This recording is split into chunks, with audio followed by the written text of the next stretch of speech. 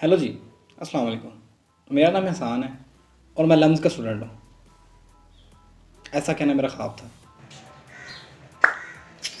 खैर, मैं इंजीनियरिंग कर रहा हूँ यूईटी से और पिछले कोई 2 माह से मैं शदीद किस्म का वेला महसूस कर रहा हूँ। इतना वेला कि जितना कि एक इंसान वेला हो सकता है। तो अभी रात के बज रहे हैं 4 और मैंने लिया एक फ़ैसला कि क्यों ना व्लॉगिंग की जाए। आज से एहसान परवेज़ रोज़ एक वीडियो आपके साथ शेयर करेंगे अपनी रूटीन की। तो शुरू करते हैं सुबह 10 बजे से। सॉरी, रोज़ का एक वीडियो ज़रा मैंने शोखेपन में बोल दी। रोज़ की नहीं, लेकिन हफ्ते की एक वीडियो मैं ज़रूर डालूँगा।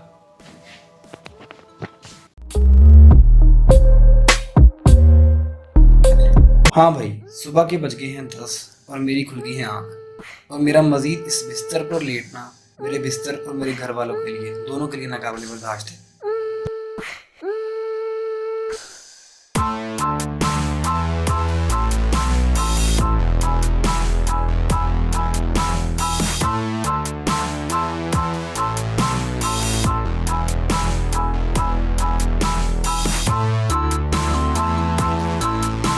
तो अब कोलगेट की मदद से हम अपने दांतों के कीटाणुओं को साफ करेंगे। और रुको भाई, रुको, तुम्हारा रोज़ा है, तुम्हारा बंद करो इसको बंद। हाँ, वेरी गुड, शाबाश। और फिर साफ बच्चों की तरह शावर लेता हूँ।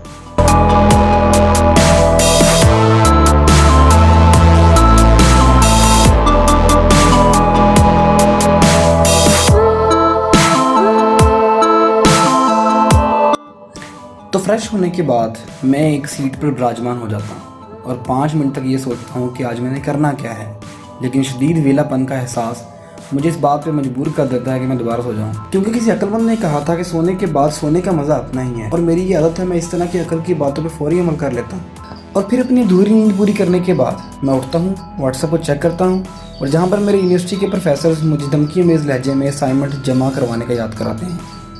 और फिर दोस्तों के सामने असाइनमेंट के लिए हाथ ना फैलाने के जज्बे के साथ मैं उठता हूँ और अपने पढ़ाई का सारा सामान तैयार करता हूँ, जिसमें laptop, register, hand free, mobile charger, laptop का चार्जर वगैरह वगैरह शामिल।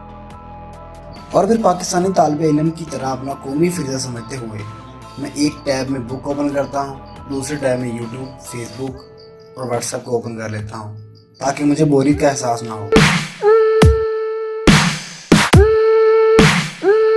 और जब फिर मेरी सारी चीज़ें पूरी हो जाती हैं और मेरी तमाम तर तवज्जो मेरे सामने खुली हुई किताब की तरफ मरकूज़ होती है, तब मुझे मेरी बालपन की शदीद कमी महसूस होती है और फिर मैं उस बालपन की तलाश में अपने घर की तरफ रवाना हो जाता हूँ।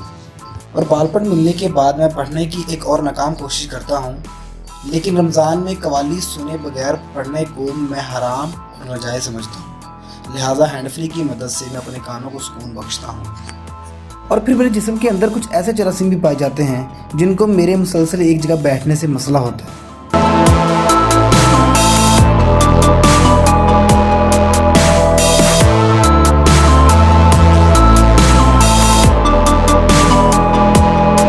और फिर जब तमाम तर मुश्किलात के बाद भाई की पूरी तवज्जो पढ़ाई पे बन जाती है, तो मेरे घर वाले मुझे ऐसे काम के लिए आवाज़ मारते हैं जो उनके ख्याल में मेरे बगैर हो ही नहीं सकता।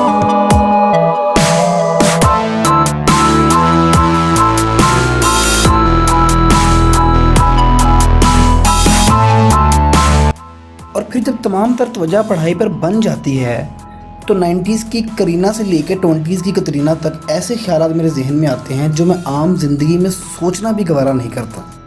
और फिर कुछ लम्हे की देरी के बाद मेरी नींद और मेरी पढ़ाई के दरमियान शदीद किस्म की जंग छिड़ जाती है और जिसमें मेरी पढ़ाई को अक्सर मात हो जाती है और मैं फिर सो जाता हूँ। और फिर शाम के 4 बज जाते हैं और घर की एक लंबी लिस्ट मेरे हाथ में थमा दी जाती है और इस लिस्ट को याद करने के लिए मैं अपने क्रश के नंबर पर फॉरवर्ड कर देता हूँ, जिसने मुझे 1 महीना पहले ब्लॉक किया होता है। चलो इसी बहाने से ही तुम किसी काम तो आई।